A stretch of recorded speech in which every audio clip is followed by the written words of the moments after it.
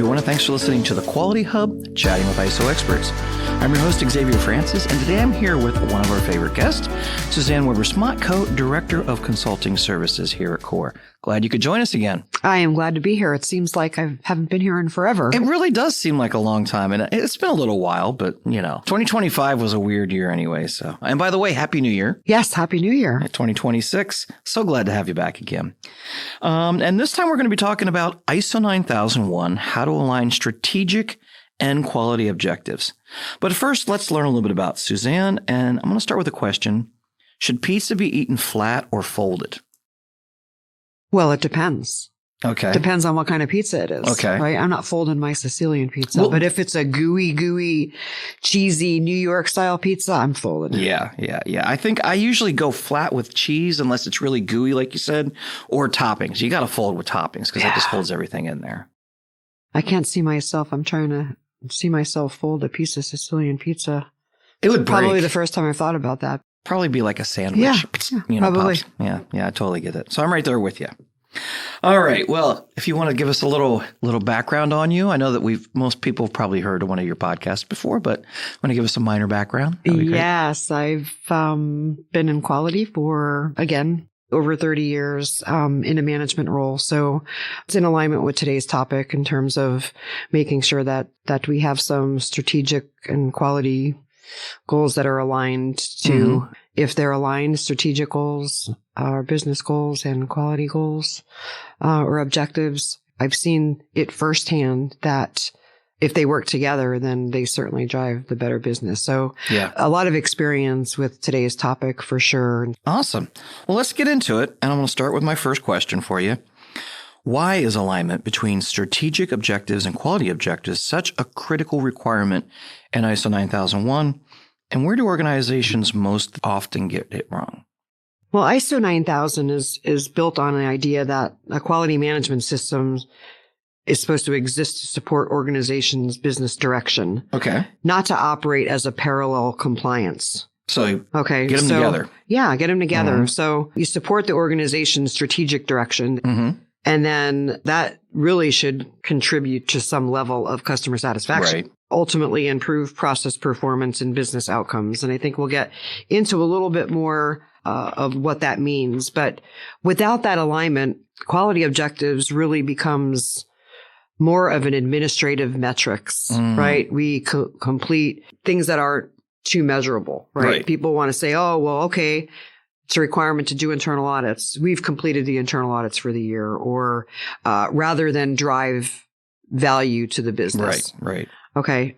And then, also if you're not aligned, quality is seen as a cost center. Instead of a strategic tool. And it's meant to be a strategic tool. Why are we doing this? It just seems to cost us money. Yeah. Leadership engagement somewhat erodes and weakens the system's effectiveness, because if they don't understand the tie between a quality management system and the objectives up to the business level goals, then it's really got to start with leadership. Yeah. So really try to integrate those two things. That's what we're talking about here.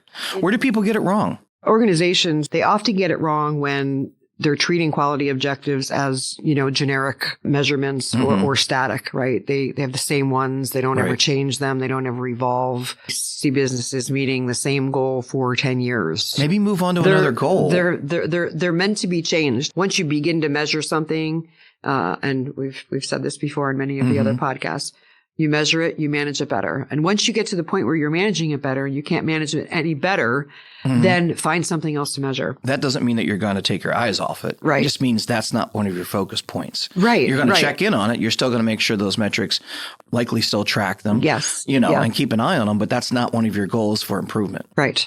And the other thing I would say is that separating business planning from quality management system planning, they should be done together. Yeah. Because then you will have just a quality management system and you're not really implementing. You want to build quality into the processes. Right. And not have it have a separate system or be a separate system. Makes sense. A lot of companies focus on compliance outputs instead of the business outputs.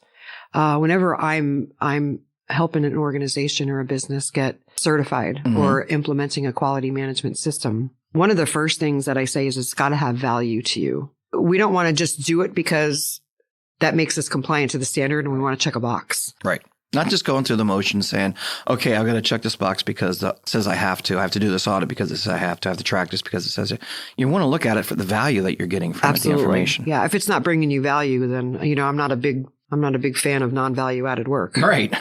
So none of us have time for that anymore. Many people are short on resources or, they have resource constraints and they are wearing many hats. Yeah. It's not very often anymore. Somebody says, oh, okay, you're the quality manager. You're just going to focus on quality, or you're purchasing. You're just going to focus on that. They're doing multiple roles. Right. I would say lastly, in my opinion, the lack of leadership ownership. Oftentimes we think that quality owns quality.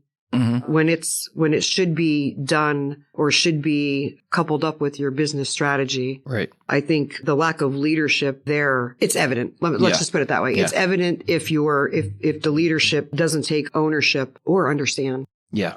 You're not getting what you need to out of it. Yeah. Leadership doesn't take ownership of it. And you know what? Oftentimes they don't know what they don't know. Yeah.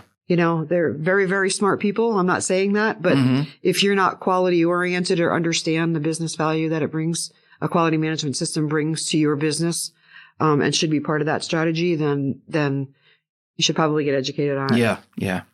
Speaking of leadership, how does ISO 9001 expect leadership to translate those high level business strategies into measurable quality objectives? Obviously they need to own it. But how does they expect it to do that translation? It's leadership's responsibility to set the strategic direction of the business, right?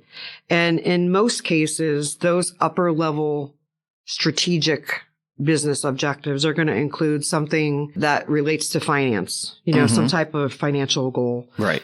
Profit and revenue, goals that are related to customers, operational, efficiencies, right? Learning, growth of the business, employee skills, things like that. So they set that upper level goal. Right. They should want to know where they're going to go longer term. Right. And for those smaller businesses that may not know exactly what the strategic direction is, it's typically some type of a map, your vision, longer term for a company. So one, the strategic direction, because without that, nobody knows where they're going. Right, you have certain departments setting their own goals and it's not really driving the business. Right. You want to ensure quality objectives are consistent with that direction. Right. Right. You set your upper level strategic goals. That cascades down into other goals that should drive that upper level metric. Yeah. Integrate quality management system requirements into your business processes. We touched on that already. Yeah. Strategy is your growth to differentiation, cost leadership. It's got to be somehow translated into operational priorities. Those priorities should be expressed as measurable objectives. Right. And it should tie to customer requirements, your process performance, risks and opportunities in management. With that in mind, so they've got the big picture. What practical methods can companies use to flow down those strategic objectives into departmental and process level quality goals? That's, how's the rubber meet the road? How do you do that? Right. I mean, there are many, many different methodologies that are out there, but some that I know of that are proven methods are, strategy to process mapping. You identify which core processes directly influence each strategic objective of the business. And then you assign quality objectives to those processes, not departments. Okay. Those processes, because everyone's responsible for quality. It could be multiple departments that can impact that objective. There's from the top down alignment. Some may call it objective cascading. You have your corporate objective, then you have a department objective. So that upper level objective that the company wants to achieve. That sounds like, I think, what we have here, or something very similar to that. Yes, exactly. And then you have a department objective. Right. And then you have a process KPI.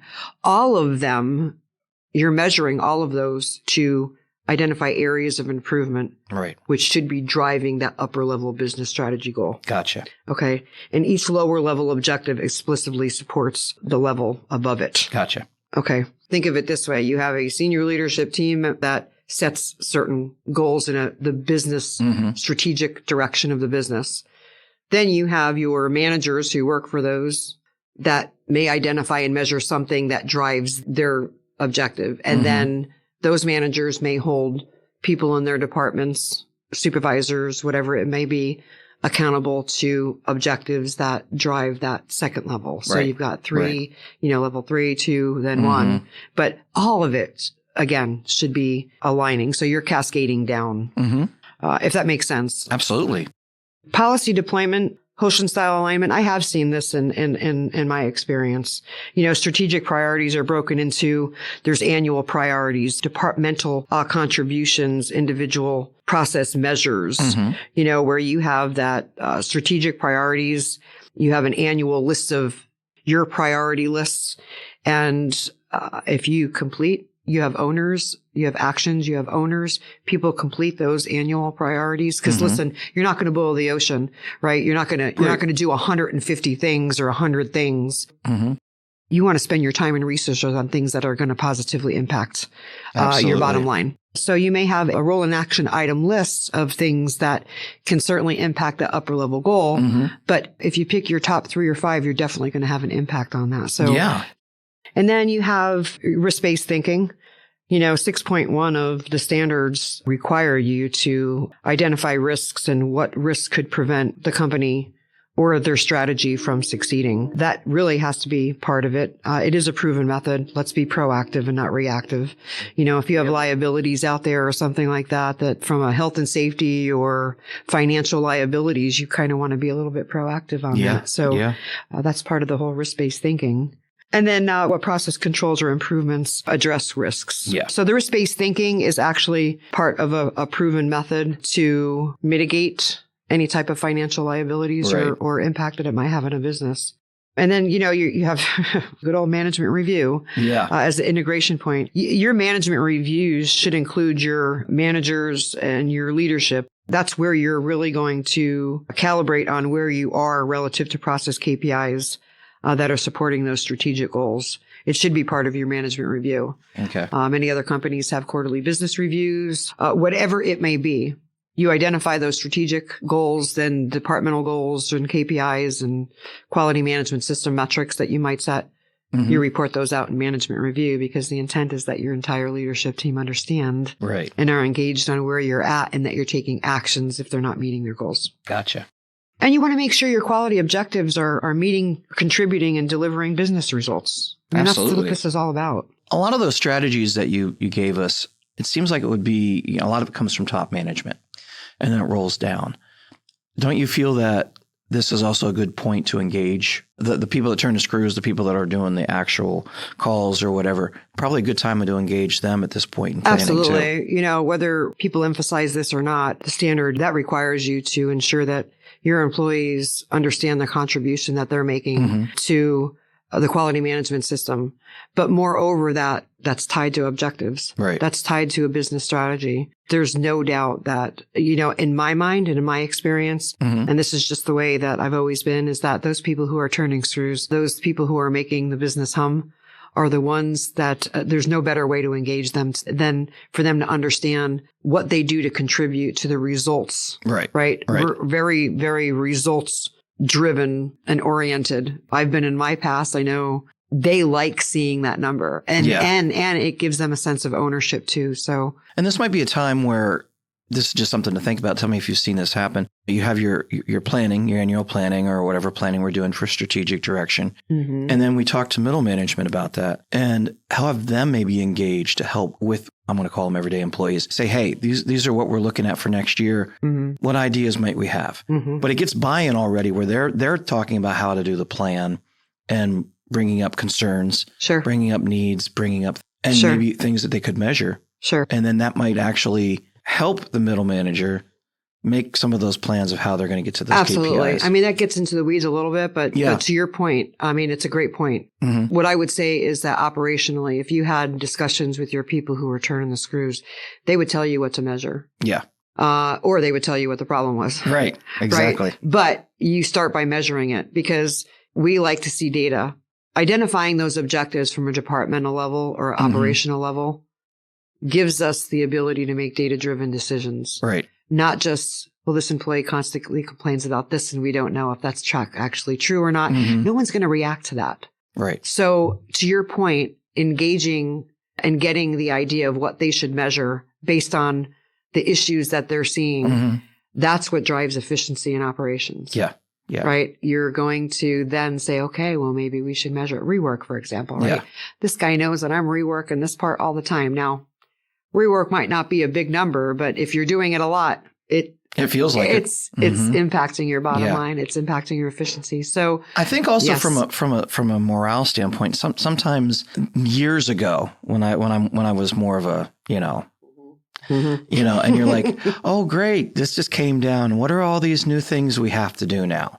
Yeah. And it's almost a sense of us versus them to some degree. Yeah. Like, oh, they don't know what's going on down here. We're barely scraping by with what we got going on, and now they want to add this. Well, maybe if you got them involved in some of the planning, there's more buy-in, and it helps you see the why. When somebody feels like they're part of the solution, they're more engaged. Yeah, exactly. I can't say it any other way. Yeah. And so you got the people that do the work. You got their input on what the struggles are, what's going on, and you're getting buy-in, and they don't feel like they're just giving these here, go marching orders, go do this. They understand why they're doing it. Yeah, I would say people underestimate that. Yeah, they underestimate the engagement. For me, employee engagement is up on the top 3. Yeah, yeah, absolutely. Yep. And it's going to help your strategic bottom line. Oh, absolutely, more than you possibly could imagine. Absolutely. All right. Well, this has been great. A lot of information. Do you have any last thoughts? I know we talked about a fair amount and a lot of ideas here. We didn't get all the way into the weeds, but what do you have for some last thoughts? Well, I would say that, I hear a lot about, more objectives. We've got to measure this. We've got to measure that. Regardless of what standard you're working to, it's not about adding more objectives, more things to measure, more work for you to do. It's about making quality objectives an operational expression of strategy. I mean, organizations succeed when leadership has ownership. KPIs certainly connect to those upper level strategic goals and execution, right? Right. That's key, right? You're not going to get there if it's not executed. And then the QMS evolves through risks and performance management. I mean, not constant redesign. You're constantly going to redesign if you're not taking your quality management system and the business strategy and kind of mashing them together. Well, I think you're probably going to see the bottom line and not understand how you got there because you're not tracking the right things and you haven't synced them together. Yeah. Yeah. If they're not synced, then you're going to have issues. Well, this has really been helpful. I think it's probably something that companies that haven't worked with QMS a while, they're new to it, probably struggle with because they haven't, integrated that strategic planning with the QMS, and they haven't seen the importance of syncing them and combining them and just making them the same thing. Yeah. And then that process of how to bring it down to the people that are on the floor, shop floor, or in doing the service that you guys are providing. Sure. Those of us who have worked for bigger companies understand this, have seen this, have experienced that. We work with a lot of small businesses, either startups or smaller businesses. They don't have that level, right? Owners don't realize that, they should have that strategic direction. So you'll be surprised how many small businesses, they don't know what they don't know. Right. But I think this was a good topic relative to educating that audience on your quality objectives should be aligned with your strategic objectives or business plan right from the get-go. Yeah. Awesome. Well, we really appreciate you being here and walking us through all this. Well, really appreciate seeing you again and getting to talk with you. Yeah, it has been a while, Lex. It has. It's great to be here again. Thanks. Thank you.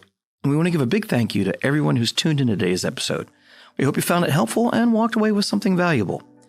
If you'd like to learn more about Core Business Solutions, now proudly a part of the LRQA family, and how we can support you with ISO certification, cybersecurity, customized training, maybe help you align those strategic and QMS objectives, we'd love to hear from you.